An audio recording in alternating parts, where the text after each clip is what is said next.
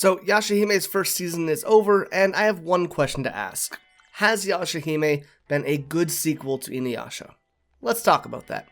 But before we do that, if you enjoy this video and want to see more like it in the future, remember to leave a like and subscribe to the channel for more. You can also check out the Discord for links to my Twitter, my Twitch, my Instagram, my Patreon, and my Discord if you want to support the channel a little bit extra, or you just want to be a more active part of the community. But with that all out of the way, let's get into the actual video. So, just off the bat, let's be clear about something.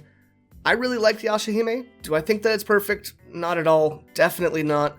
But despite that, I really enjoyed it. I thought it was fun and I had a great time watching it, and what more do you really want? But was it actually a good sequel? Or did it even need to be a sequel to begin with? Or should it have just been its own property altogether? But I think I found an article that might help with that.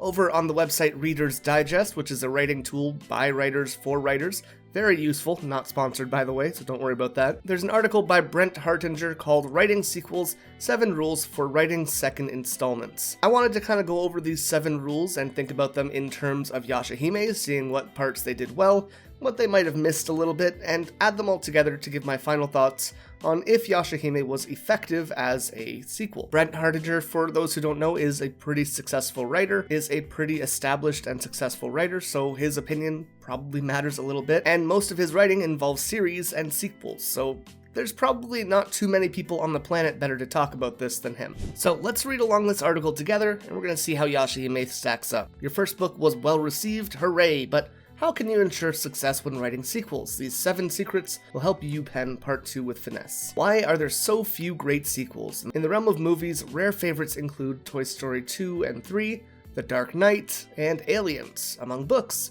The Da Vinci Code was a terrific sequel to Angels and Demons. The Last Symbol didn't quite draw the same attention. Note that writing the next book in the series is not necessarily the same as writing a sequel, because of overarching storylines of a series is usually conceived in advance.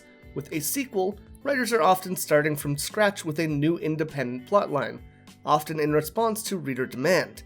As such, sequels can be difficult. They present certain advantages, namely, they are much easier to market out the gate. But they also come with a host of challenges, the worst of which is often sky-high expectations. I think that is very fair when talking about Yashahime. The idea that people have this massive expectation, it needs to hold up to Inuyasha, it needs to be as good, as funny, as edgy, there needs to be so much violence, there needs to be good plot points that match up to Inuyasha's standards. That's definitely on the table with Yashahime. What I really liked about that section was the line, note that writing the next book in a series is not necessarily the same as writing a sequel. We aren't trying to continue the story from where it left off, we're starting a new story after the first one ended, if that makes sense. So, for example, Toy Story 1, we aren't starting the second book immediately after, we're starting in a new chapter of Andy's life, a new chapter of the toys' lives. It's very different from the first movie, even if the parts all remain the same, right? But let's look into the actual points that he has here. So number 1, don't just pick up where the last story left off. The most obvious place to begin with a sequel is where the previous story ended. This is what fans are always clamoring for. What happens next? This, however, is very often a classic example of non-professionals not knowing what they really want. Yeah, so we saw, which, again, pretty fitting. Episode 1 of Yashahime had the Inuyasha since then, a real quick glance at what happened since Inuyasha and Kagome defeated Naraku, and then we're skipping way ahead into the future where all their children are 14. So we aren't continuing right where Inuyasha left off, and honestly I wouldn't want them to either way. Sure, it would be cool to see how some of the relationships developed and presented themselves, however, the story was done. We aren't searching for the Shikon Jewel, we aren't wondering if Kagome will stay in the past. There's none of these little things, all of the big decisions have been made, we just wanted some aspects to be fleshed out more, mostly for fan service. All the people out there who want to see Rin and Sesshomaru getting together, cool, what does that add to the actual storyline of the thing? It's just extra flavor on top, right? Readers liked the original story and they think that they want it to go on as it was. The problem, of course, is that the original story is over, exactly. There was a reason it ended in the first place. The plotlines were resolved. Look at this guy. We understand each other. To artificially restart a satisfactory resolved story, especially with the same or similar conflicts as before, is a recipe for disaster. No, wait, you're telling the readers? There's more I didn't tell you. There's an Indian graveyard underneath the first graveyard, Poltergeist 2. There's a second island full of clone dinosaurs, Jurassic Park: The Lost World. It's going back to the buffet for a second helping you could have done without, and everyone knows it. What readers and viewers really want, even if they don't quite know it, is to once again feel the same way the first story made them feel, but as they say, you can't go home again. Ironically, the only way they can feel the way they did before is for you, the writer, to give them something fresh and different. And I think that's very much embodied in Yashahime. So many people have this complaint that Yashahime isn't like Inuyasha all the way. They're trying to capture elements here and here, but leaving out all these big things. It doesn't feel the same, the story's not the same. Good. It should be something fresh and new. It doesn't have to tell the same story, and I wouldn't want it to. I've seen that before. I know what it is. This, I want to be something different. Then we have a quote here by Hardinger. Resolving lingering plot lines and character arcs from the first project is the least important part of a sequel. I 100% agree. If factors were left unanswered in Inuyasha, that's fine. You can possibly address them in Yashahime. They don't need to be a focus in Yashahime. Number 2, give the reader something new. This is the real challenge of writing a sequel. Of course, it's the challenge of every new project, but it's especially difficult when writing a sequel because the pressure is so intense to do more of the same. After all, the first story is a proven winner. Resist the pressure. It's a paradox. The more different your sequel is, the better your chance of success. The best sequel completely reinvent their characters and central story. Aliens even switch genres. It's an action-adventure movie, unlike Alien, which was a straight horror film. Absolutely agree. The original Inuyasha was kind of this romance adventure. You're following Kagome and Inuyasha as they kind of get together. There's the involvement of Kikyo and this love triangle. We have this revenge story and they're trying to gather the sacred jewel shards. All of these things really work together in Inuyasha, but I think that if we would have had similar events happen in Yashahime, people would feel like it was just a knockoff, right? People would feel like it's just a knockoff. Imagine if they told us that Towa goes to the past, she meets whatever Riku is, a boy she knows, and, they start liking each other. But Riku also has a second girlfriend from a long time ago. That's just repeating things, right? We wouldn't want to see that, so I think while it's nice to have the romance element in there, having only one of the 3 girls really dealing with that at all is a nice way to go about it. If all 3 of the girls were dealing with their romance issues again, it would just feel like Inuyasha, and I don't want a complete remake. Resolving lingering plotlines and character arcs from the first project is the least important part of a sequel. What you want are new plotlines and new character arcs. In framing The Order of the Poison Oak, the first sequel to my novel Geography Club, I started with a different setting, choosing a summer camp so it would feel different at the outset from the first book, which was set in high school. A change of pace, a change of setting, and a change of emotional attachment all go a long way in developing a story when you're looking at sequels, and making it feel unique and like it's something that has value. Number 3, make the stakes different. A different frame for the story is a good start, but it isn't enough. There's a big tendency in sequels to give us as much as possible of the same. In other words, recreate the original plot, but on a grander scale. We see this happen in Dragon Ball pretty often. Alien invaders come to Earth, we fight them for the sake of the Earth. We go to 2 story arcs later, we have Cell coming to the past, or to the present, I guess, where he's going to destroy the entire galaxy. And then immediately after that we have Majin Buu, who could destroy the whole universe. And then Beerus, where him and Goku fighting will destroy the multiverse. And then we have the Tournament of Power, where it just keeps getting bigger and bigger and bigger, but it feels the same almost every time. And that just gets old really, really fast. This can give the story the illusion of being different. In Speed 2, instead of being on a bus, they're on a cruise ship. Readers will not be fooled. Godfather Part 2, for example, continues to tell the story of Michael Corleone's descent from family man to cold-hearted monster, but it also dares to go backwards in time and tell the story of Vito Corleone, making him a case study for the darker side of American capitalism. And sometimes, bigger is better does work, as in the Hobbit sequel, The Lord of the Rings, originally written as a single volume. But even here, at the same time, author J.R.R. Tolkien is massively expanding his scope to include the fate of all Middle-earth. He's also moving his focus closer, zeroing in on the intimate relationship between Frodo and Sam. The Hobbit is a story of a character discovering an unforeseen capacity within himself. But The Lord of the Rings is about another character realizing no one can succeed alone. We are literally inverting the perspective, and doing so had a massive payoff. Not only do we want to flip the script on the story, but we also might want to shift the themes of the story to something that supplements or contrasts the original story to present something really interesting that viewers can sink their teeth into and really think about. Like the example they gave of The Hobbit and Lord of the Rings. In The Hobbit, you're learning one message about inner strength, while in Lord of the Rings, you're learning about the strength of a community or a group. And having both messages be presented adds a lot of value to the teachings of the books in general. You don't just need inner strength, you don't just need the strength of the community.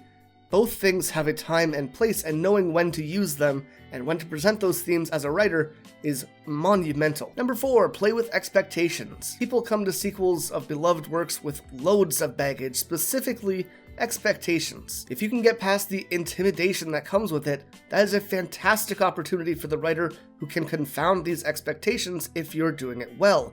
The audience will love you for it. In Alien, the android is the villain. So of course, everyone, including Ripley, expect that the androids in Aliens is also going to be the villain, until he turns out to be the hero. When we meet Sarah Connor and the Terminator in The Terminator, she's a carefree young woman and he's the relentless android out to destroy her. But in Terminator 2, Judgment Day, Sarah is completely transformed. Now a battle-ready warrior as a result of her experiences in the first movie. Even more interesting is the Terminator is now Sarah's ally against the nefarious T-1000. Once again, things that might have seemed predictable become defiantly not so, and that can add a lot of value. Quick side note, completely unrelated to the video, but I think it's very funny. One of the people that they originally wanted to play the Terminator was O.J. Simpson, but they didn't think that the public was capable of seeing him as a murderer. And God, is that funny. But yeah, I think that we've played a lot with expectations in Yashahime. For example, Naraku, the big bad that we were presented with in the first series, was wholly evil. Everything about him was horrible. But Kirinmaru, who is more the antagonist of this story, not so much the villain, but he's the one who we had presented as our villain, is kind of a chill guy. Like, he's all about honor and training his opponents. He wants a fair and great fight. And like, yeah, he killed Setsuna. But like, you know, overall he seems like a really great and fair character, which is completely against what we experienced with Naraku. We might have expected the story to be about romance, like it was in Inuyasha, but the shift against it is pretty prevalent in Yashahime. We might have expected Sashomaru to be this ultimate badass who couldn't be told what to do, but presenting Rin as a hostage enables him to play this new role that we hadn't seen before, where he is submissive for the most part under Kirinmaru and Zero, until the last episode or two. These are all things that were played with in Yashahime to present them in a more interesting light in contrast to Inuyasha. Number 5, include at least one great new character. Set out to include at least one very memorable new major character, someone unlike any character we've met before. Try to make their character as different from your main hero as possible. It almost guarantees that the story will feel more fresh. In The Things I Didn't Know, another sequel to Geography Club, I created Vernie Rose, a very confident, very opinionated 72-year-old woman. Because almost all of the characters up until that point had been teenagers or 20-somethings, she couldn't help but shake things up. Now, when we're looking at really great, memorable characters in Yashahime, I think the ones that immediately come to mind are Riku and Kirinmaru, who very much oppose the views of Toa. Toa is this gentle pacifist who's very honest and straightforward. Riku is this sneaky son of a bitch who doesn't understand emotions at all. He's not in tune with them because he's a doll. And then we have Kirinmaru, who loves a good battle, which is completely in opposition to Toa. In the last episode, he severs his ties with his sister. Again, well, I mean, I guess Toa's ties and her sister were severed in the last episode inadvertently, but overall, you know, Setsuna and Toa are, like, Toa wants to be very close to Setsuna, whereas Kirinmaru doesn't care that much about his sister. All of these things kind of balance out to create a contrast between our main character and these two great new characters. I don't like Zero very much, I'm sorry. All three of the main girls themselves also have a lot going for them, even if you don't like Moroha, Setsuna, or Toa. Shut up. It's okay to not like a character. Every time they're on screen, you don't have to say, God, I hate Toa. It's fine. A lot of people like all three of these characters for a lot of reasons, and the new characters that they've added all contrast them in really interesting ways. Other side characters that they've added, which have had a lot of weight and gravity, and are people like Jubei, who's just kind of in the background and very mysterious. We have very little information on him, but he's this source of information, and he's kind of acting in contrast to the way that Kaede and Miyoga acted in the first series. where he's there, he knows things, but he's giving the information in an underhanded way. This is the one that's going to upset people. Number 6, don't be afraid to let beloved characters go. Yes, the readers and viewers are drawn to a sequel because of the characters, but if you're adding new players, it won't take long for a cast to become unwieldy. Yoda makes a massive impression in The Empire Strikes Back, but he barely registers in The Return of the Jedi. Why? Because he serves no real plot purpose in the latter movie. In your sequel, keep only the characters that perform some essential plot function front and center. The others? Give them a cameo if you must, but otherwise let them go. Shippo! He's not important to the story right now, he doesn't need to be there. Same thing with Songo, unfortunately. I love her to death, but she's not relevant to the story, so showing her 1 or 2 times and letting her sit to the side is perfectly fine. Would I like to see more of her? Sure, if she's important to the story in the future. Otherwise, let them stay to the side. Frivolous elements do not add to a story, even if they give you 3 seconds of serotonin where you go, oh, Songo's still cute as shit. Like, it's okay for them not to be front and center anymore. We're moving past their generation and past their story. And number 7, identify what made the first book special, then offer more. We've talked a lot up to this point about contrasting themes, presenting new information, about giving things in new light. But this one is focusing on what made the last one special, what made it great, and then building on that. At the risk of contradicting my earlier advice, while it's important for a sequel to shake things up, it's also important to remember what made people like the project in the first place. It's one thing to add new characters, mix up the stakes, and even alter the genre slightly. It's another to fundamentally betray your readers. It's hard to imagine a sequel to a ghost story ever working as a romantic comedy. Consider what it was about the first book that made it so successful that it's worthy of a sequel to begin with. What exactly did people feel and why? Was it the tone, the theme, the characters, a fresh take on a tired old genre? Try to pinpoint exactly where the magic happened and make a point to pay homage to it in your sequel. Then do what you can to shake up and defy our expectations for the better. And this is another point I absolutely agree with. One of the things that made the first series very special to me was the way that Inuyasha wanted a family. He wanted to belong and to fit in. And in this series we have Moroha and Toa experiencing those threads in very different ways. Moroha, just like her father, wants to fit in. She's the first quarter demon that we know about. Even among half demons, she doesn't belong, and she just wants a friend. She couldn't stay with the wolf tribe, she had to leave them, just like Inuyasha had to leave human society once his mother was gone. They were left alone and they had to develop from there, but in Moroha's case, she was given to the bounty hunter and eventually came across her cousins where she made friends and a kind of family. In Toa's case, she was living in a different world where she didn't really belong, and she wanted to get back where she could meet with her sister, but now that she's in the past, even there she doesn't seem to fully belong. So this sense of wanting to fit in, wanting to belong somewhere is still very prevalent. In terms of the romance factor, that was a big part of Inuyasha. And in Yashahime, the only real romance we might have seen so far is, I guess, between Toa and Riku, but Riku's a doll who doesn't understand what love is, and Toa doesn't get it either, which is very different from how Inuyasha and Kagome felt, where they really did like each other, but there was this third factor of Kikyo who kind of got in the way of that. In terms of searching for something that's been scattered, originally we had the Shikon Jewel Shards. This time we had the Rainbow Pearls, and they weren't really all that much of a goal for the girls this time. Yes, they were dealing with them, but they weren't collecting them. Instead, Riku was the one doing that. What I think makes Yashahime a really effective sequel is that it carries over a lot of the themes from Inuyasha, but presents them in new lights. No, it doesn't work every time, but what it does is experiment with an old formula in really interesting ways, and I'm pretty excited to see what happens as they keep experimenting. Because just in general, looking at the quality between episodes 1, 2, 3, 4 and 21, 2, 3, 4, they're like entirely different series almost. I would not imagine that the same person wrote those episodes because good God, are they different? As Yashahime continues, they're getting their footing, they're figuring things out, and I think by the end of the series, they were there to make big decisions. They were taking risks. They killed Setsuna. Even if she ends up being brought back to life, that is a big move. We haven't seen any of the core cast be killed off ever. The closest we got was Rin and Jaken and Kohaku, and that's it. And I totally commend them for having the balls to make that move. That was insanely impressive. So if they can manage to keep that up, I think, yes, Yashahime is a great sequel, and I'm looking forward to seeing more of it. But those are just my thoughts. This was a bit different. We kind of focused on an article I found rather than just the literary tools I'm aware of myself. Let me know if you guys like this, or if you have other articles I should take a look at and compare them to different anime or Yashahime in the future as well. I'd be really interested to see what kind of writing foundations you guys would be wanting to learn about, because that's something I really like to talk about. But like I said at the top, if you enjoyed this video, remember to leave a like and subscribe to the channel for more. You can always check out my Discord, my Twitch, and my Patreon if you want to support me a bit extra. But as always, I want to thank all of my patrons, with our Dai Yokai Ikerochu, Jacob Wiley, and Iffy Babes, our Yokai NL Cruz, Bloodwolf Mon, Jamie Heck, Joker Rose, and Lucifina Akuma, and our Hanyo, Anthony Hogan, ICE Wallow Cum, Kiwi Dog, Love the Kiwi, Michael Greyco, Nega Kitty, Samantha Olsen, Savage Camel, and Simon Electric. Thank you guys so much for watching, and until next time, remember to stay excellent.